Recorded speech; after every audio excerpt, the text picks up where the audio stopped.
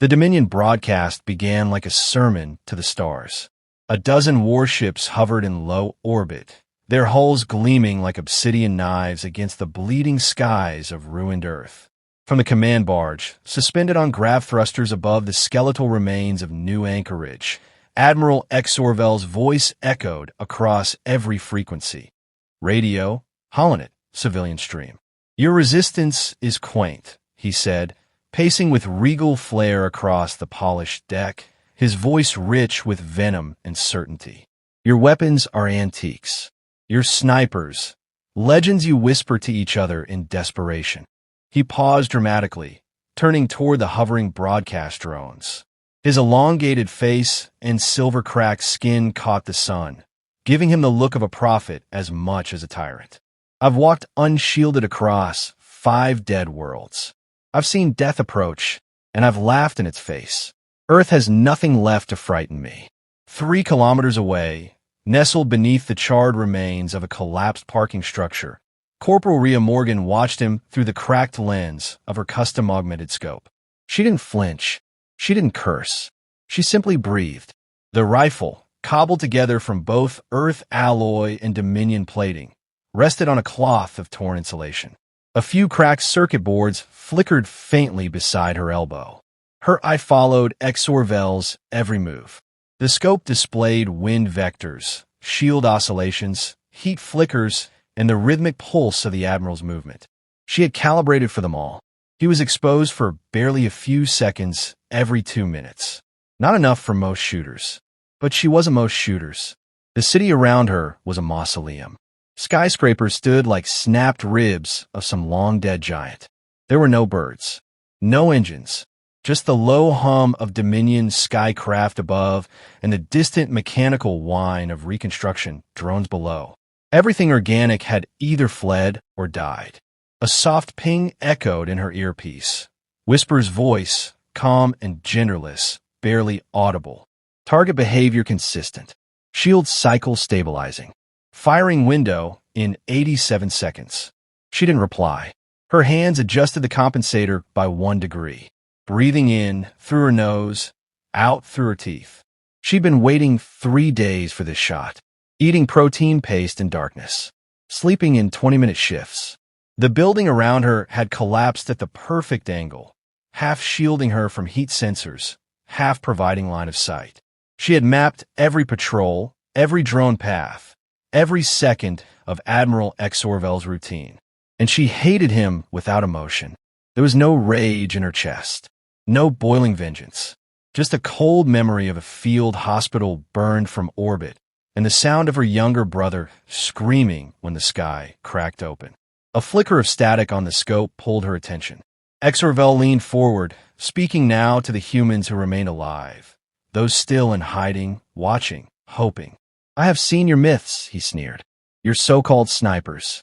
Hiding in shadows. Killing from afar. It's cowardice masked as skill. And like the rest of your kind, it will be wiped away by truth. By precision. By me. He spread his arms theatrically. So here I stand. Show yourself. Take your shot.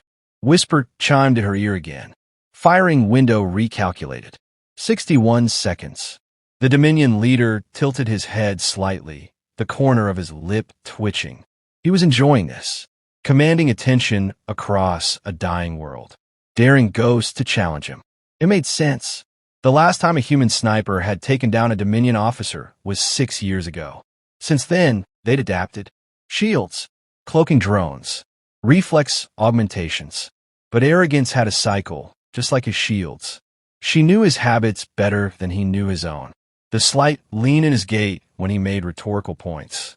The way he gestured with his right hand, but never the left. His shield's weakest angle during his turns.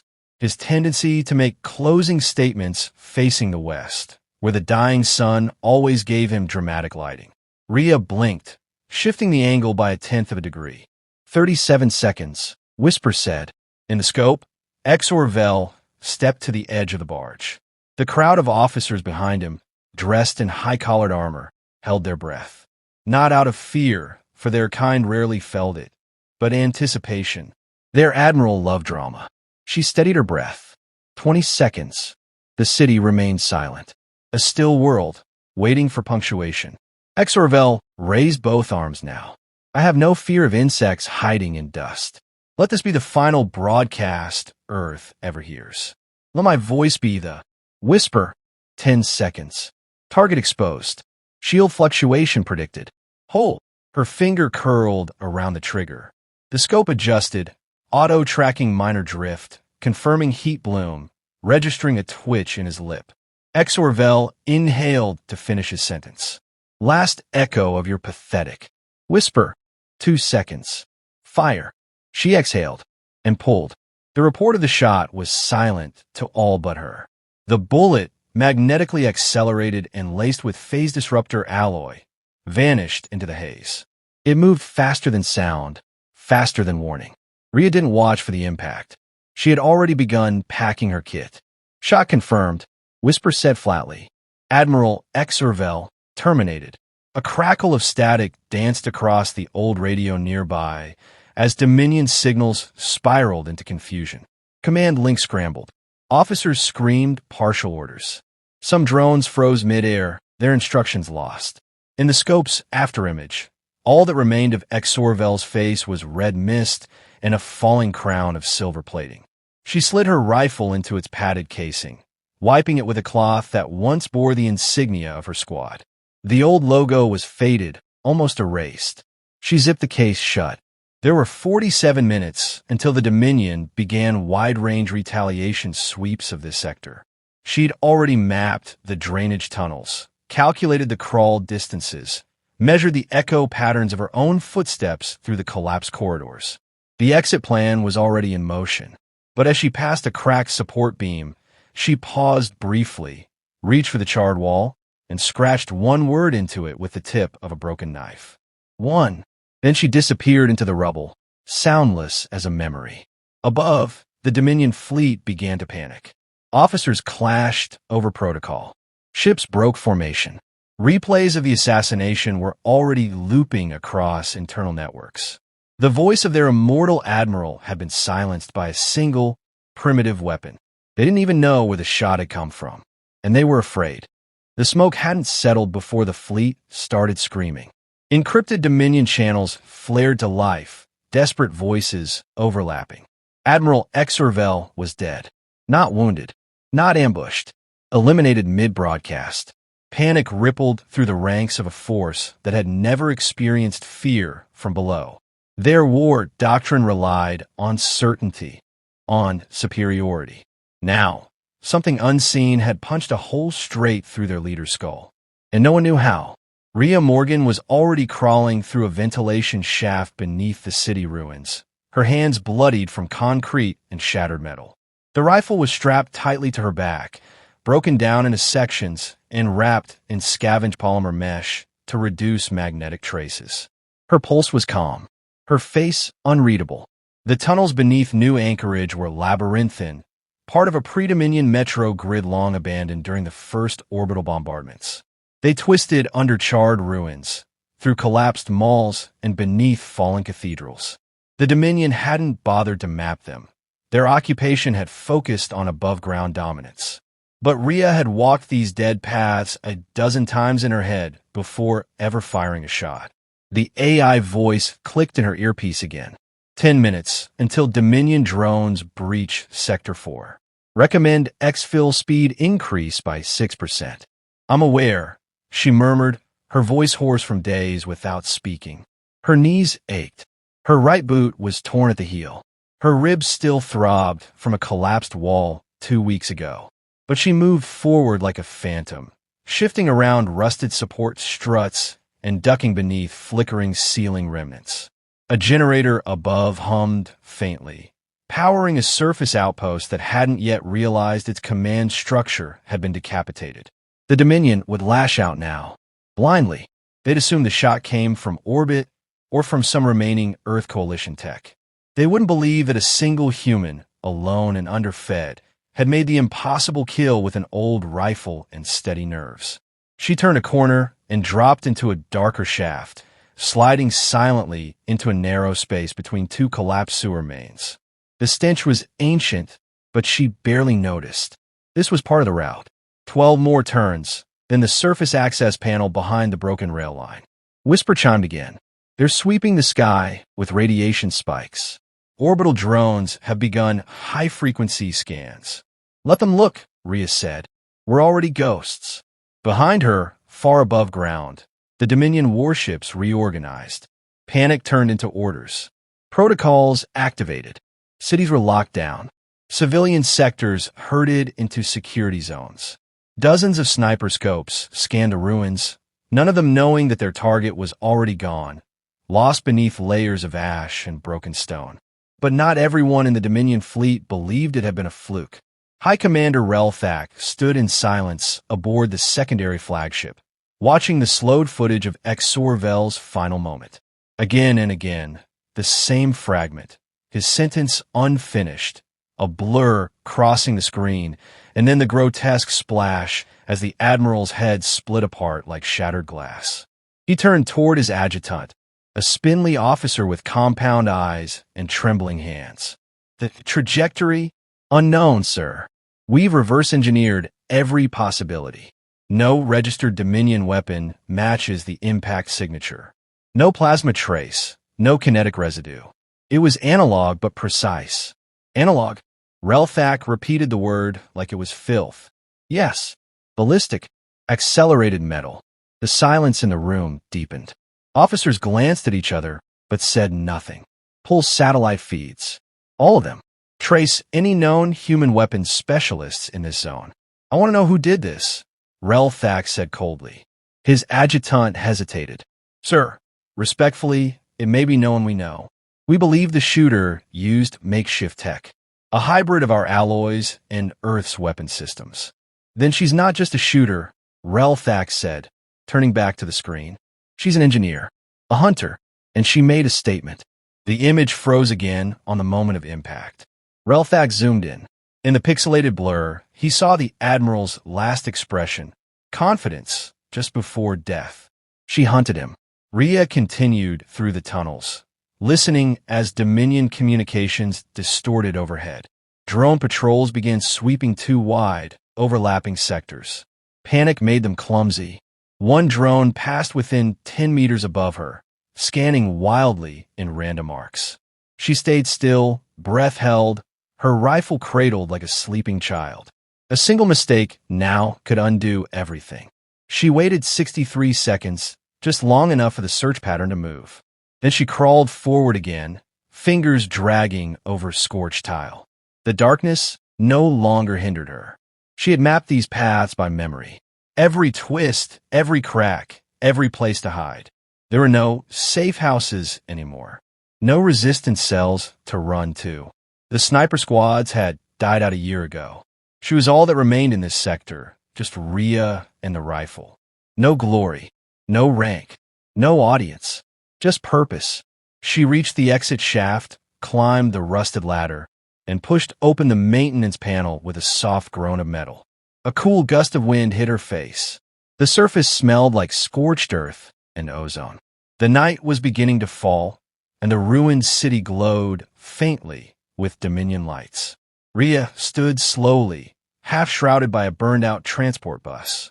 She scanned the sky. The Dominion fleet had shifted positions. Defensive now. Shields up. It was the first time they'd ever acted like prey. She knelt, pulled out a small transmitter, and tapped a 3-part code. A kilometer away, embedded in the ruins of an old stadium, a crude antenna array blinked once. Its signal was weak, barely above background noise, but it was enough. Somewhere, in another part of the fallen continent, someone would receive it. Someone who might still be fighting. Someone who would know. The sniper lived, and she had taken the head of the beast. Rhea didn't smile. She simply turned west, sliding through rubble and shadow, vanishing into the ruins once again. The Dominion, for all their power, had just learned a fundamental rule. Arrogance kills. And ghosts never stop moving. Commander Relthak watched the recording again. Paused. Reversed. Played it forward in slow motion. Every time, it ended the same. Admiral Exorvel, his face still twisted mid-sneer, reduced to a crimson spray. The audio cut just after the phrase, "last echo of your pathetic," and ended in static. Relthak clenched his mandibles. A death like that wasn't just a kill. It was a message, a carefully crafted punctuation mark. Someone had calculated that moment, timed it to cinematic perfection, and delivered a bullet that not only ended a life but shook an empire. His command bridge was quiet. His officers watched from a safe distance, unsure if they should speak. Fear was uncommon among the Dominion, but something about the silence in that video, about the precision, had unsettled them. Dominion soldiers prided themselves on fearlessness, but they'd never fought an enemy that struck without warning, without sound, without emotion. "Begin the purge," Relthak said finally.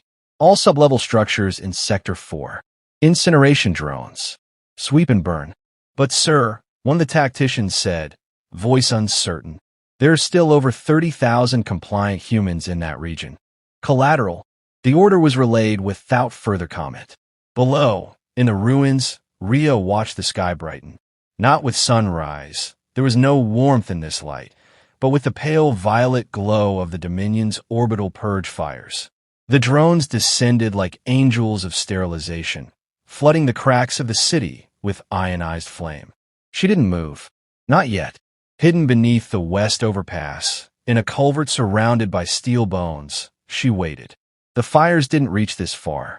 Dominion algorithms always followed clean grid patterns, and this corner had been off-grid since a bombing run 2 years ago.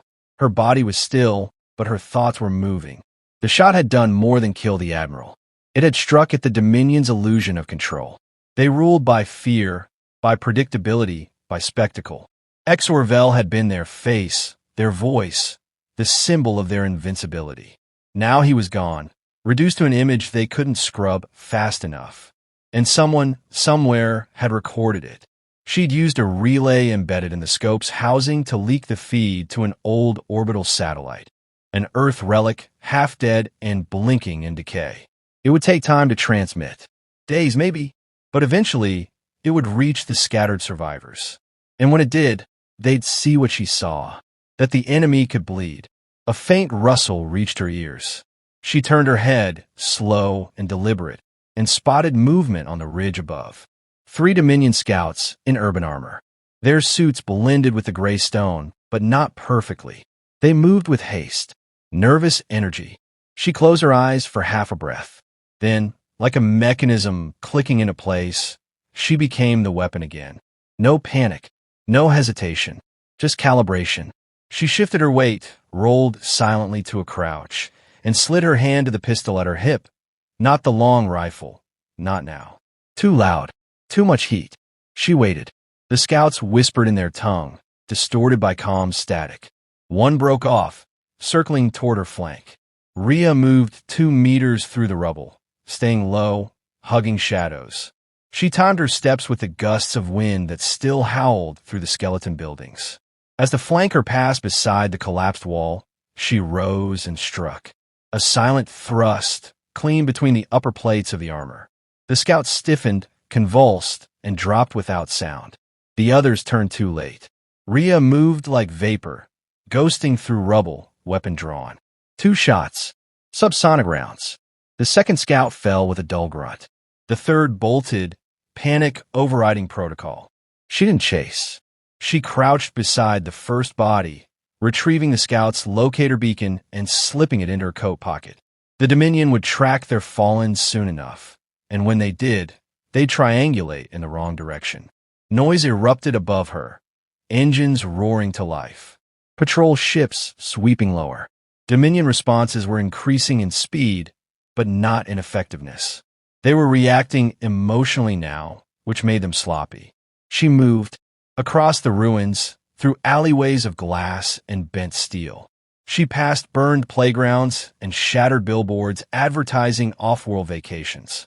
Everything they'd promised, peace, prosperity, galactic unity, buried beneath the reality of conquest. She reached the old courthouse just as the sun dipped lower, casting long shadows across the crumbled square. Here, beneath the hall where Earth's last judges had died, she found what she'd cached months ago, a long, weatherproof case. Inside, another rifle. Larger, heavier, its name etched in metal. Answer V2. It was too large to carry daily, but this wasn't daily. This was the next shot. The Dominion wouldn't stop hunting her. They would pour troops into this region, burn sectors to ash, and declare victory when nothing remained. But the truth had already escaped. The shot had traveled. Others would hear. Others would act. And now, she would escalate. Whisper spoke softly in her ear again. Incoming message fragment. Origin. Resistance Outpost Theta 9. Signal indicates active survivors. She stiffened. Playback, she said. A garbled voice came through. Male, strained but alive. Repeat. This is Theta 9. We received your burst. Admiral is confirmed. Your kill sparked 3 riots. Resistance forming in multiple zones. Request rendezvous. The message looped. For the first time in days, Rhea allowed a crack in her armor. Not a smile, but decision. She closed the case, shouldered the heavier rifle, and began walking west. Behind her, Dominion ships scoured the ruins. Above, propaganda broadcasts still played the same recycled footage of past victories. But none of it mattered. The people were watching a new video now. The Admiral sneering, the flash, the silence, and the realization that somewhere a human sniper had done the impossible. They no longer believed she might exist. They knew she did. The transport drifted low over the horizon, engines muted to a soft, electric hum. Rio watched from a shadowed ridge, her body concealed beneath layers of scavenged camouflage netting. The rifle rested across her lap, its weight a familiar presence. Beside her, Whisper fed her a silent stream of data, position, wind speed, heat signatures. The landscape below flickered with movement. Dominion soldiers moved in formation, their patterns tighter now, their faces tenser behind plated masks. This was the new Dominion, the one that bled. Since the assassination, everything had changed. The killing of Admiral Exorvel had cracked the illusion of control the Dominion had cloaked themselves in for years. Now their patrols were double the size. Their drones flew lower, and their broadcasts, once filled with conquest and confidence, were slower, rehearsed, and riddled with subtle fear. Fear is good. Fear bought time, and time let rebellion grow. In the weeks following the shot, resistance cells had emerged from shadows. Not coordinated, not yet, but louder. The footage had traveled across networks like wildfire. Even through blocked signals and encrypted Dominion channels, the image had found its way into alleys and bunkers, into coded messages and whispered stories. A single bullet, perfectly placed, had done what armies could not. It had reminded humanity that monsters could be killed. Rhea adjusted her scope, sighting in on the Dominion officer giving orders below. He paced with forced control, eyes darting to the skyline as if expecting death at any moment. She didn't fire. Not today. He wasn't the target. Fear was already doing her work for her. Status from Theta 9, Whisper reported. Command node reestablished. Civilian exfiltrations increasing by 12% per cycle. Resistance presence confirmed in 5 adjacent sectors. Rhea nodded once. She had met them days earlier. Thin survivors with dirty hands and eyes full of belief. They had brought her food, medical supplies, even parts to maintain the rifle. But what mattered most was what they brought in their expressions. Conviction. Not because they had a general or a flag or a clear plan, but because they had proof. They had her. She rose from the ridge, slinging the rifle across her back, and moved with practiced care down the side of the hill. Every step was calculated. Her silhouette blended with the rocks. The camouflage dissolved her into the terrain. She left no footprints, no heat trail. Below, the Dominion squad finished their inspection. One soldier glanced up toward the ridge, his visor scanning faintly. She was gone before the sensor could register anything. That night, she took shelter in an old comms tower.